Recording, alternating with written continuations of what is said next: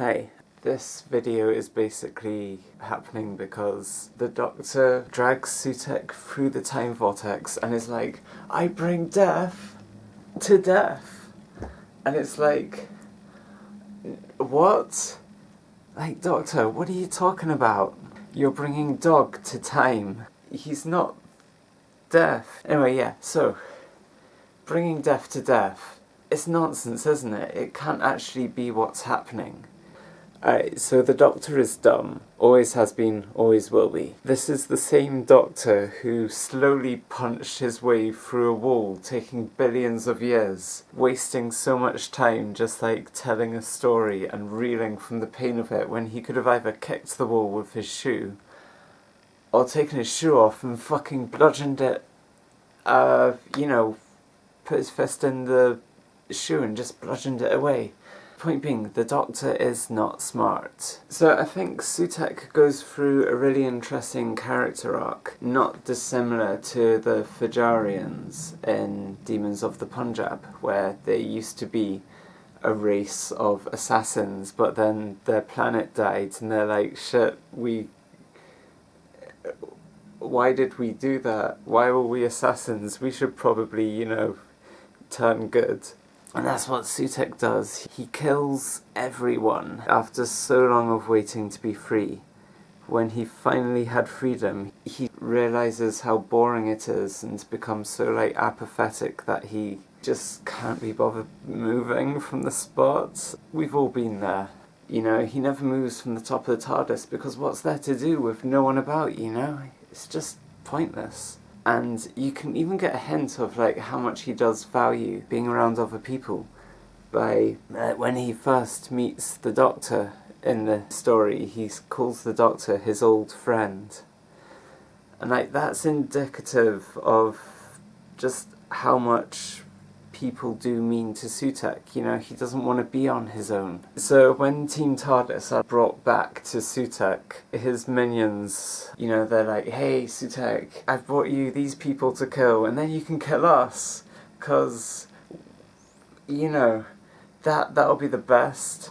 And then they just really lay into just how alone he'll be. They really dig into the horror of loneliness. They come back and they're like, hey Sutekh, I bring you a gift. and Sutekh's like, excellent. Excellent. Because, the socialness of getting given a gift is beautiful, and Sutekh loves that, He's super pumped for the social pleasure of getting a gift. But then when he finds out how the gift is being framed, he gets increasingly distressed and changes the topic to gossip, as soon as possible. This is how it's framed. The last two creatures in existence to die at your hand. Then you can end our wretched half-life so that silence can reign. And you can stand alone for all eternity, gazing Upon your empire. Of dust and ice. and oblivion.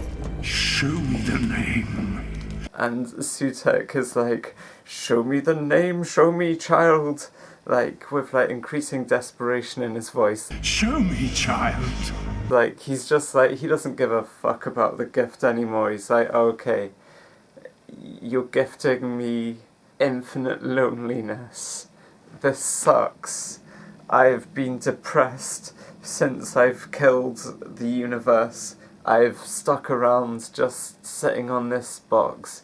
I always thought I'd get out there and do something, I was always trapped in a seat or just hunched over on this TARDIS. This was my time to shine, but now that it's here, I just don't care because there's no one here, there's no one to experience it with, Anyway, yeah, shortly afterwards, Sutekh says, you have lived for far too long, Lord of Time. And this seems to contradict the idea that he's craving socialness. But he doesn't kill the Doctor. It's a hollow but very believable, given the events of the episode, threat. When Ruby's about to give him the name that's on the screen, he's like, I've been waiting so long for this. And it's presumably he has already had the bitter taste of being alone for quite a long time before the Doctor and Ruby came back. This is ultimately why he lets himself get leashed. Like, he did things his way and it did not work out. You know, he says die at the hand of Sutekh after getting leashed, but he like takes a while before he says that. And his minions don't like do the dust of death or anything. They just start walking forward with their hands ominously, like grrr. Sutekh's like, yeah, die! But he's not actually trying to kill them. It's just another hollow threat. Like, when he says die to them, this is like the ultimate culmination of how wrong he has been. His only response to not getting the gossip is to threaten death. Like, he's teetering on the edge of consciously realizing how this will never bring him happiness. You know, he made his whole thing about death, and he is just beginning to realize just how crap that is, how it doesn't serve him, you know? So when he's being dragged through the time vortex, he has at that point realized the error of his ways. The Doctor's like, yeah, I'm bringing death to death. That's not what's happening. Put it like this. He's like his own Clara to his own great intelligence. You know, the great intelligence jumped into the Doctor's time stream to thwart him at every victory, whereas Clara jumped into the Doctor's time stream to thwart the great intelligence every time the great intelligence tries to thwart the Doctor. That's what Sutekh does. He disperses himself into time to thwart himself, now that he realizes how horrible it is to be alone. Sutekh is the Clara to his own great intelligence. Like, presumably he just kills all of the Susan twists that he made. But, you know, there is something off about that, you know? Like, he realizes how bad it is to kill, so then he kills the very things he birthed. That's why I think he leaves one Susan twist left. I think the only Susan twist we will ever see ever again is the Susan Triad. The one who's supposed to be like the ultimate version of her, because she's been birthed on Earth so many times that she got better and better and better every time. And now she's like this ultimate Susan Twist Triad person. I think Sutekh leaves her because he can't bring death to everyone he's given birth to, because that would just be falling into old patterns, you know? He has to become better than that. So he allows the one who he gave birth to live. So if Sutekh ever returns, it will be a changed dog. This dog learnt new tricks. He is reformed. That's my theory.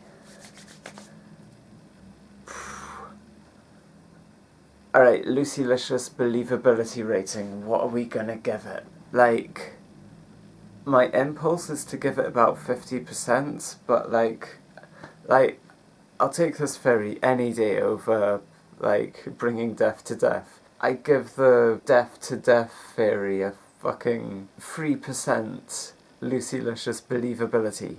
This one, minimum 50%.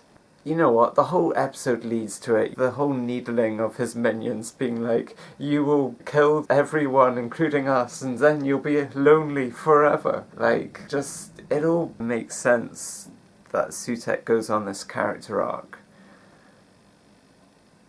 80%.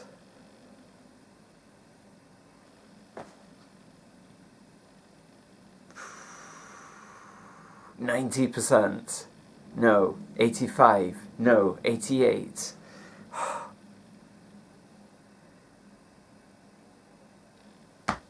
89%. Fight me. Bye. No, you can't catch a haggis. They're too fast for me and you.